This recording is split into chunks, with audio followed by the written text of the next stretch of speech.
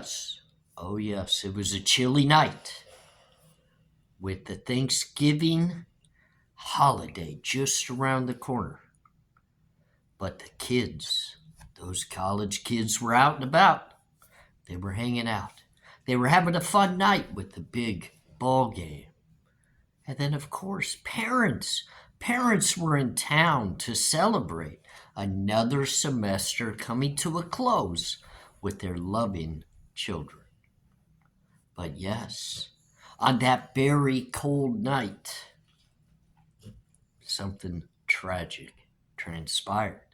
4 young lives taken in a heartbeat.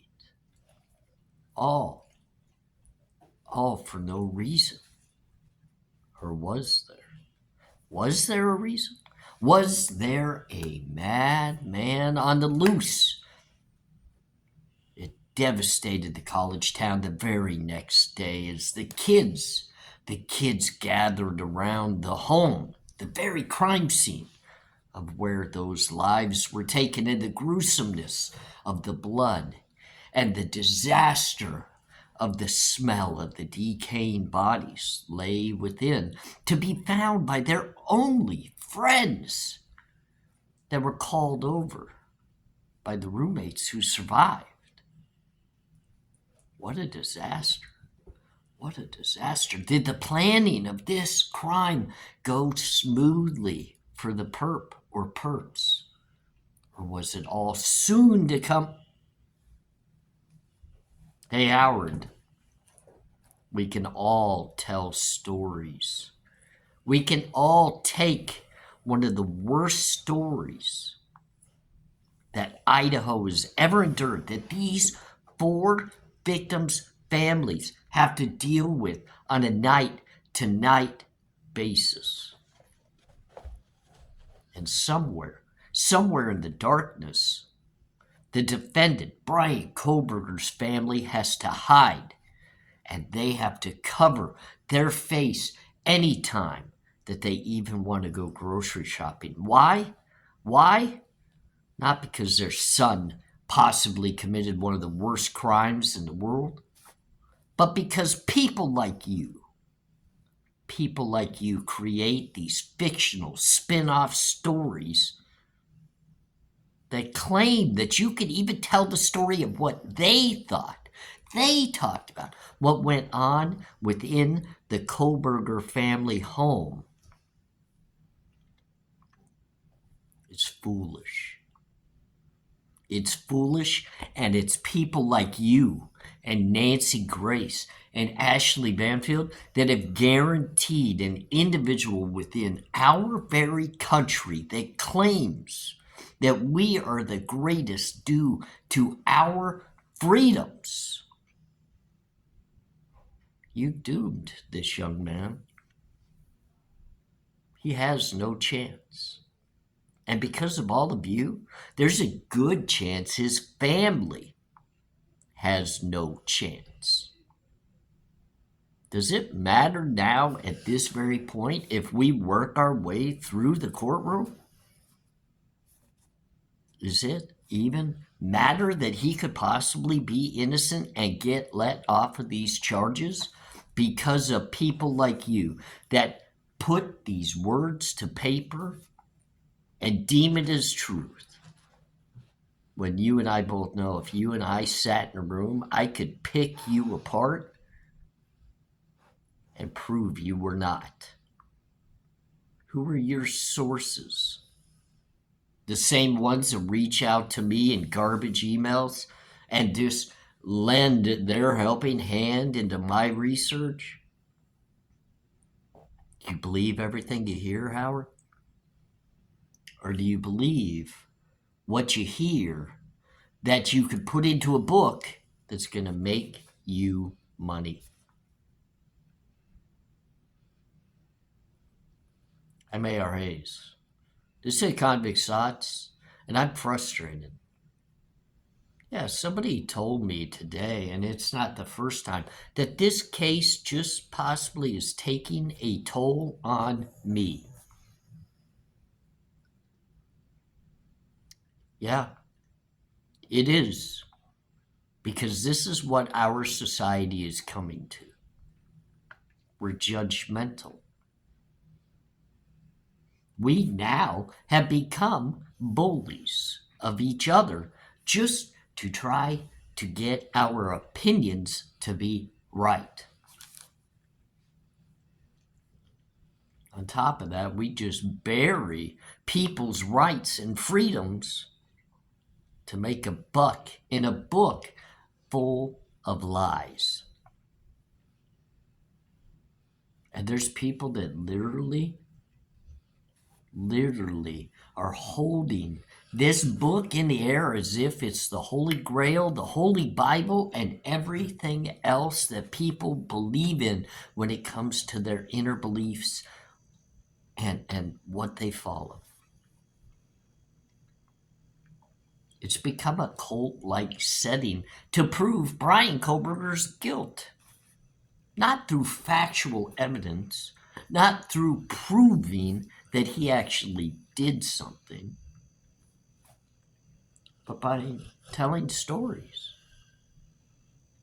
So I wonder if I go write my little book about the Bryan Kohberger Idaho 4 story, and I project it upon somebody else that could have possibly committed this crime, because as you know right now, I'm working through a series in regards to the planning of a crime. I'm not talking about the planning of the perfect crime, like many want to project onto Bryan Kohberger with his PhD level studies at a university in criminology, to commit the perfect crime. That's the whole reason why he was getting educated, was to commit the perfect crime. What if I told a story in regards to an out-of-hand fraternity fight that became even more so deadly, with roommates willing to cover the tracks after the fact? What if we began literally writing and detailing the things that make more sense than the very narratives mainstream media and people writing fiction books prior to trial? The perfect plan. The perfect plan to commit a quadruple homicide on one of the worst weekends to do it on top of the fact that law enforcement was just feet away, which makes most criminals like me, when we cruise through the night and we see the cops, we go in hiding. We don't continue to further into committing the crime. So there is, in a planning sense, because what's most important about building a plan is having the breaking point out of the plan details figured out. If you see cops, you don't go commit a quadruple homicide. You don't take your own car and drive it around the crime scene for over an hour and then park it at the crime scene, commit the crime, then drive it away from the crime scene and go drive it another hour before you go to wherever your end stop for the night is. You don't walk amongst the everyday people the day after a quadruple homicide as if it's all good and normal. And you sure as don't return back to the crime scene in your very own car in the light of day to again look and see if anybody's noticed your work from the morning, from the, late night to morning of. No, none of that makes sense. Why are we writing books about details of an individual like Bryan Kohberger driving across the country with his father, which was a pre-planned situation? His father did come out to visit him at Washington State. It's not as if this was just got to make my plane, flight the day of and fly out there. It's an emergent. No.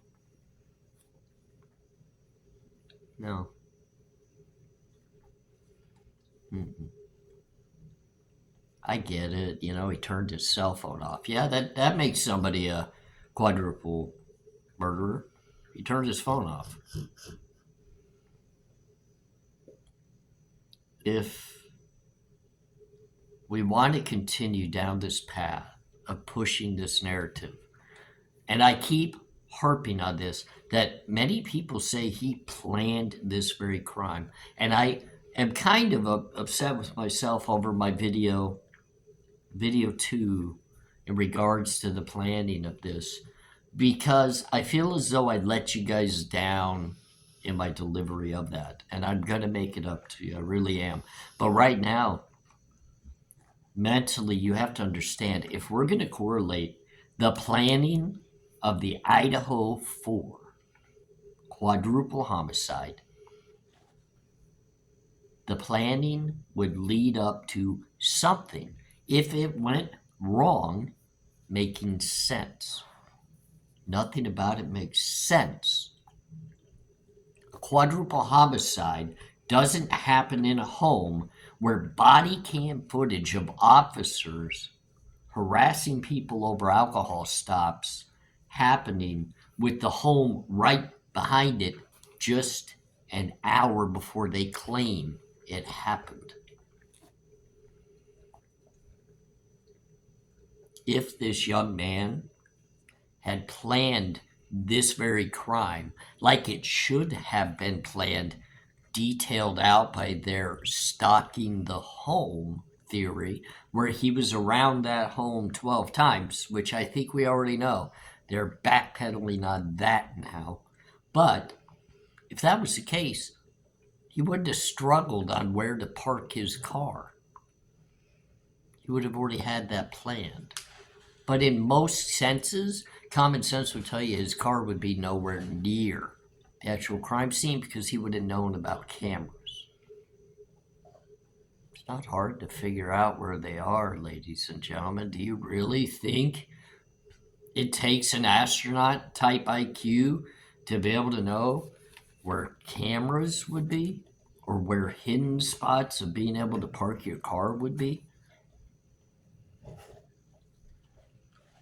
I have harped and harped and harped over this, and people continue to listen to these jokes of Nancy Grace and Howard Blum and try to dig little niblets out of whatever they're saying as if it's real and true. You don't think if the Kohlbergers truly felt something in regards to their son or their brother being involved in this crime, that they would have tried their hardest to get in front of it, making a statement in regards to the illness that their son endured or the mental issues he was at, that it would come from their own mouths.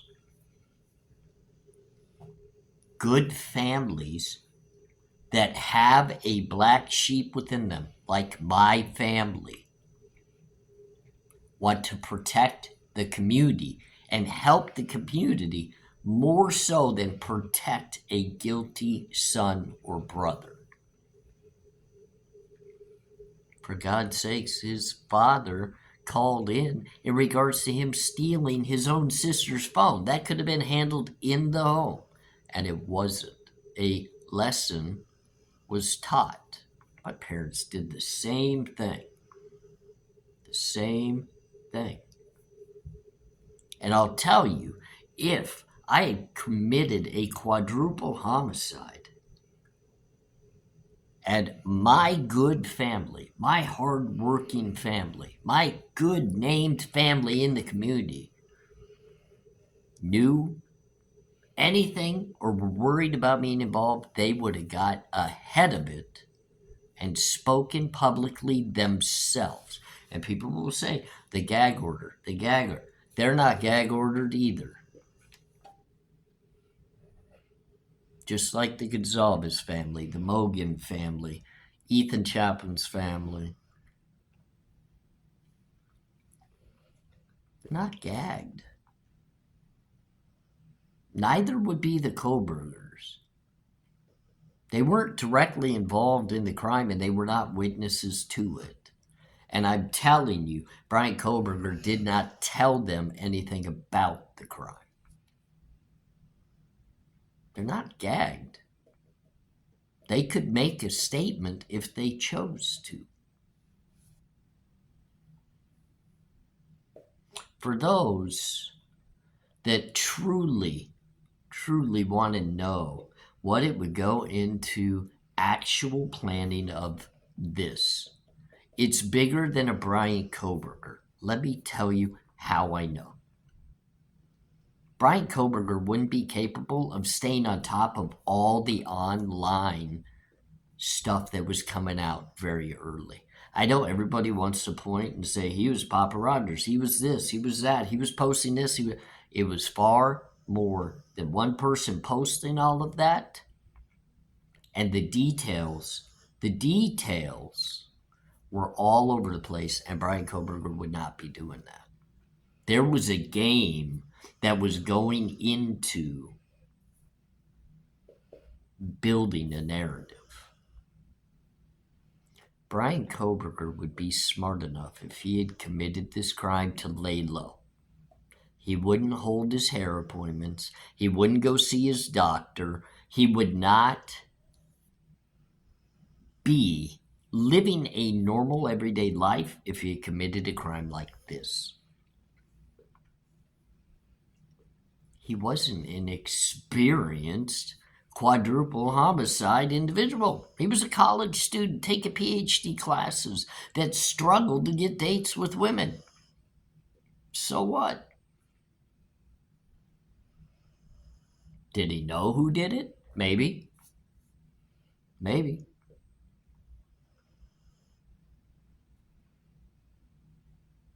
You can plan how you want to dress. You could plan on how you want to do your hair, whether you want to shave your head, if you want to do whatever you might want to do in your planning. But at the end of the day, when you look at this very case, the planning is much better than what many make it out to be. This isn't a mistake of a young man that drove his own car, turned off his phone, and left a knife sheath at the crime scene in the heat of battle. It's far bigger. It's far better than that. That sheath did not walk in with the actual weapon that was going to be used to take lives. Whoever did this was entering the home to take lives. They weren't caught off guard that Kaylee just happened to be upstairs. They knew it. And I'll tell you what I believe helped them know that is they were tipped off. The people involved in this crime were tipped in some manner of who was home and when they got there, so that everything could be set into motion. We've heard nothing about where Dylan and Bethany were, and that's fine. If they don't want to release that information, that's on law enforcement. Just know it was clearly stated that they were home at 1 a.m., an hour before anybody else. They were deemed to have gone to sleep. If they were asleep, they wouldn't have known exactly what time everybody else walked in that door. They most likely would have known that Xana and Ethan had been home and possibly left again.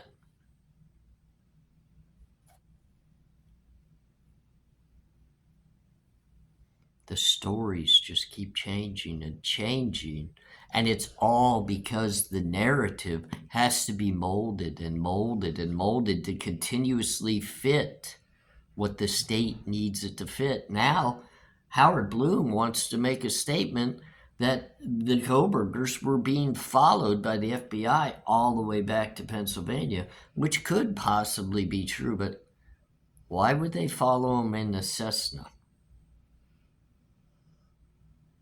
Come on now. Jiminy Christmas.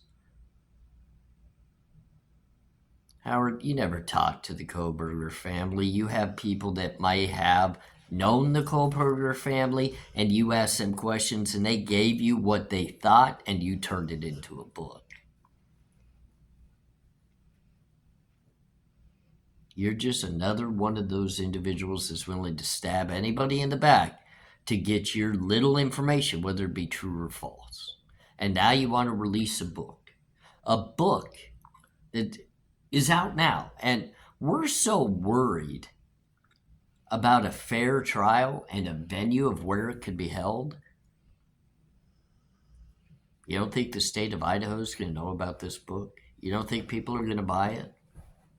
You don't think it's going to get passed around? You don't think it's going to be available to read or hear through content creators like me on YouTube that are going to dissect this thing and talk about it and how great it is? Yeah, Brian Koberger is going to get a fair trial. Where? Where's he going to get a fair trial at? In Idaho? No. Not back east. Not in Texas. Definitely not here in Vegas. I know more people out here in Vegas talk about this case than any other case that's going on right now. So where? Where will your book not be available to buy?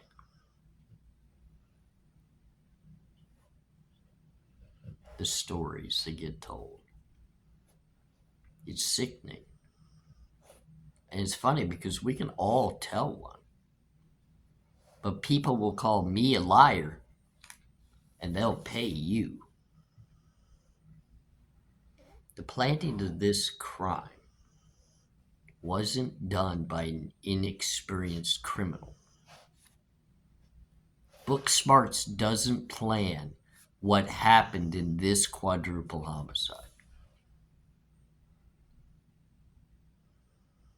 Because planning by somebody that was a PhD level student in criminology would have known with the amount of action and officers in the area, you walk away and don't commit the crime.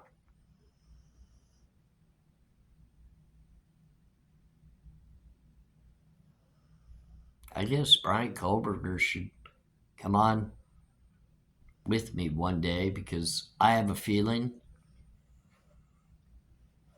maybe one day him and I will actually get to chat for real, not like a Howard Blum type chitter chat. At some point, whether he's locked up or out, I'm going to get an interview with Brian Koberger. And I want to get his thoughts of how this crime would be planned. Whether he really did it or didn't, he'll have an opinion. And I want to go get it. Because I want to compare it to a criminal's mind, because I don't think he's a criminal, and I don't think he has a criminal's mind. Sorry, it's just a little backup video to my first one, and I apologize. Like I said, the first one's content was a little shaky. I hope you stay for video 3, because I feel as though you'll like it a little bit better. We're going to talk about the day of planning and the commission of the crime. How every bit of that planning that's prior goes into the actual commission of a crime. I'm ARHayes. Just bouncing some of my thoughts off of the Idaho Ford case to you. Leave comments. Tell me how you feel. Share your opinions. Open my mind. But have a great night.